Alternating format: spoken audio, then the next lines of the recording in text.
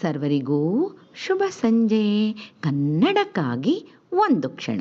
ಈ ದಿನದ ಒಗಟು: ಬಾಗಿಲು ಕಾಯ್ತಾನೆ, ಬಾಲ ಹೊರ್ತಾನೆ, ಮುಚ್ಚಿದ ಕಣ್ಣು ಬಿಡ್ತಾನೆ, ಕೈ ನುಂಗ್ತಾನೆ.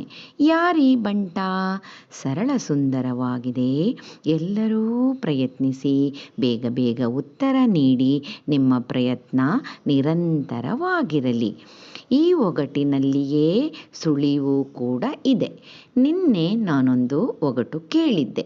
ಮುಳ್ಳು ಮುಳ್ಳಿನ ಚಕ್ರ, ಗಾಡಿಗಾಗದ ಚಕ್ರ, ಮುರಿದು ತಿನ್ನುವ ಚಕ್ರ.